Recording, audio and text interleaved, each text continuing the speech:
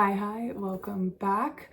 I have a really fun video for you guys today. I'm going to show you how I edit all of my Instagram photos and what I use to take them. That is probably my most frequently asked question, and let's break it down.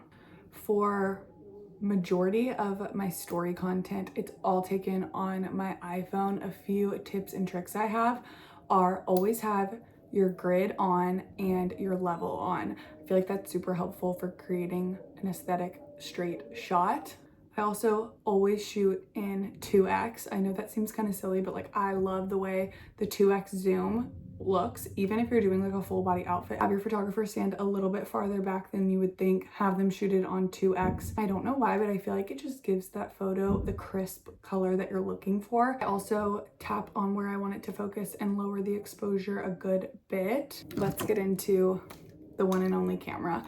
This is the Fujifilm X100F.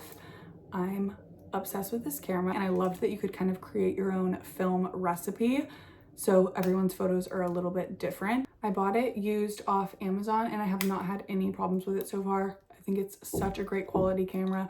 It is expensive, but for somebody who shoots content for a living, I do think it's worth it. The best part about this camera is that you're getting the film quality while still having a digital camera interface, so you're seeing your photos in real time and you're able to access them on your phone basically in real time as well.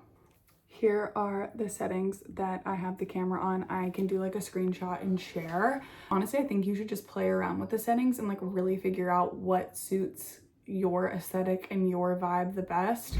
I do like to have the grain on strong because I feel like that gives it the most filmy aesthetic. And lately I feel like I've been focusing on the background and letting the foreground or the subject be a little bit blurry, and I'm loving the way that that looks. I will say one of my only complaints with this camera is it's not great for nighttime.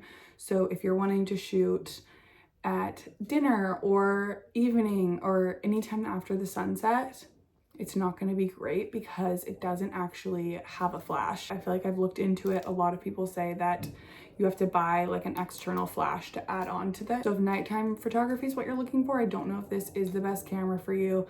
It's quite the investment. So it has a battery, but you can also plug it in to charge, which is so easy. The battery lasts forever. I never remember to bring a charging cord with me when I travel. It hasn't died on me yet. I also just have a SIM card, and then I have an adapter so I can plug it into my phone and get the photos immediately, which is so nice because for film you have to wait a little bit to get your photos back. If I'm taking any of my photos on my iPhone, I'm using Tezza to edit them.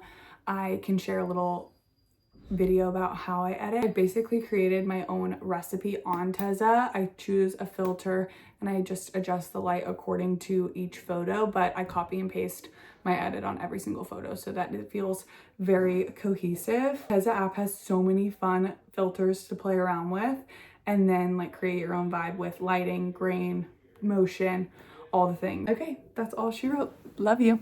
Bye.